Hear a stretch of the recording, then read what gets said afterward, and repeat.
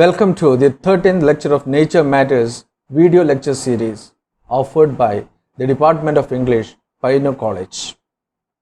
This lecture is based on the historic speech by Chief Seattle, The End of Living, the Beginning of Survival, which is included as the 13th lesson of the textbook Nature Matters, Readings on Life and Nature, prescribed for the second semester UG students of Kannur University.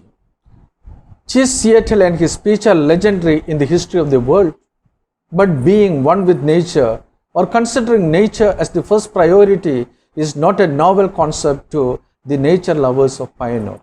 Of course, I am referring to the sage-like Professor John C. Jacob, who pioneered this and sensitized the environmental issues in Kerala, and the renowned environmental and Dalit activist Kalyan Pokkudan. I remember how the thunderbolt of John C. Jacob reverberated in the campus of Pioneer College when the thicket in front of the Department of Zoology was burned down by the authorities years back. "You kill my children," referring to the burned vipers and bulbuls, he wailed. His study tours were not to the seducing urban spots, but to the valley of silence. He created awareness on the environment when the country was proudly speaking about dams and developments. It was with disbelief that we heard from him, "Trees, birds and bees have a right over the earth." Kalyan Pokkudan showed us the magic of mangrove forests. Against all odds, he planted mangroves in different parts of Kannur, preserved them and lived for them. From these people and many other odd men, we learned the basics of the environmental lessons. Living in a land of gods and laws, reading Chief Seattle is not at all difficult for us. The rhythm of his speech is the rhythm of nature, which attracts every listener. Chief Seattle was a tribal leader of the Squamish Duwamish tribes. With the arrival of the first Euro-Americans, the destruction of the indigenous native culture began. The environment changed through logging operations, and the whites gained control over the region and its native inhabitants. By way of Elliott Treaty in 1855, vast areas of their ancestral lands were signed away to the US. The Squamish tribe lost 93% of its land, but the federal and local governments didn't honor the treaties, reducing the native possessions to different negligible spots. Seattle's argument is highly poetic, but rhetorical also. How can one buy and sell the sky, the warmth of the land, the freshness of the air, and the sparkles of the water? The main point is that the sky is not a man's property alone, rather the favor given to him by God. Man can only feel its warmth and freshness, but can't sell it. The earth is treated very holistically by the Aboriginals. They believed that the sap of the trees and the blood of the human beings carries the same ancestry. The flowers are the sisters, the birds and animals and the rivers are the brothers. Everything in this earth belongs to the same family. It is your duty to teach your successors this unusual bondage between man and nature.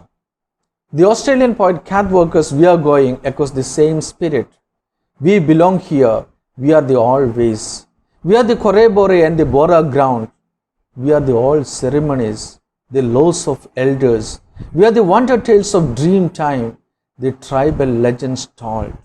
We are the past, the hunts and the laughing games, the wandering campfires. We are the lightning bolt over Gramfe Hill, quick and terrible, the thunder after him, the loud fellow.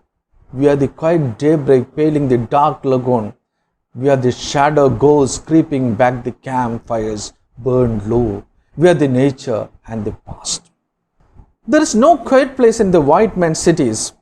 Chief Seattle ironically says that he can't understand the ways of the white because he is a savage. Being a red Indian, he can't think of an urban life where he can enjoy the furling sound of the leaves, the rustle of the insect's wings, the argument of frogs at night, and the smell of the wind. The air is precious to the red man, for he shares the same breath with the beasts, the trees, and the men. The wind gave his grandfather his first breath and also his last sigh. If they are forced to sell their land, he pleads the white men that they should protect his sacred wind. According to him, the white can also enjoy the taste of wind that is sweetened by the meadow's flowers. The chief declares, "We are ready to accept your offer to buy the land on one condition. The white man should treat the beasts of the land as his brothers. What is man without a beast? If all the beasts are gone, man would die from the great loneliness of spirit. What happens to the beast soon happens to man. All things are connected." What a unique philosophy. William Wordsworth in "The World is Too Much with Us" praises the Lord. "Great God, I would rather be a pagan suckled in a creed outworn. So might I, standing on this pleasant lea, have glimpses that would make me less forlorn." The thought that the trees and animals make me to see God in all these things tempts Wordsworth to declare that he would rather prefer paganism where he is allowed to believe in many gods. Similarly, the mythical character Prahalada answers to Hiranyakashipu when he is asked, "Is your God present in this pillar too?" The answer was a big, emphatic yes. Pagans, Hindus, the Aboriginals of Australia, and the Red Indian share the same worldview. You should teach your children that the ground beneath their feet is the ashes of their grandfathers. The earth is rich with the lives of the dear ones. Since earth is considered as their mother, spitting on earth is spitting upon themselves. The earth does not belong to man. Man belongs to the earth. Man did not weave the web of life. He is merely a strand on it. So whatever he does to the web, he does to himself. The holistic vision of the speech is reiterated in the end with a theological framework. There's only one God, and that doesn't discriminate the red and the white. This earth is precious to him, and to harm the earth is to heap contempt on the Almighty. The destiny is a mystery to man. When the thickets and the eagles disappear, he realizes that there is the end of living and the beginning of survival. It is interesting to listen to a song from the extreme east. Kath Walker sings, "The eagle is gone, the emu and the kangaroo are gone from this place. The Bora ground is gone, the Korebore is gone, and we are going." Thank you. Now, let us discuss the comprehension questions and their answers. The first question: what's a strange idea for Chief of Seattle and why? For Chief of Seattle, buying and selling the land which does not belong to man is a strange idea. For him, land belongs to every living organism.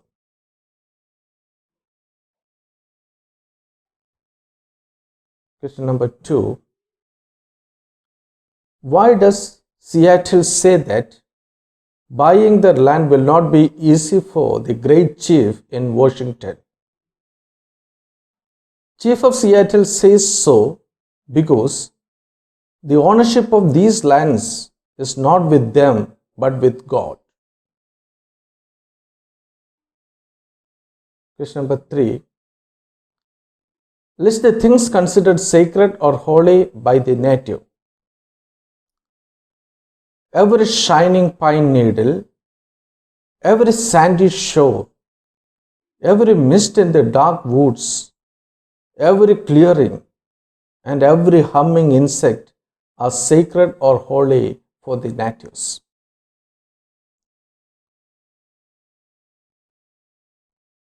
Question number 4.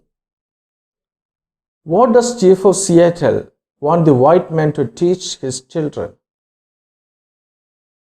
Chief of Seattle wants the white man to teach his children that the rivers are their brothers and they quench their thirst.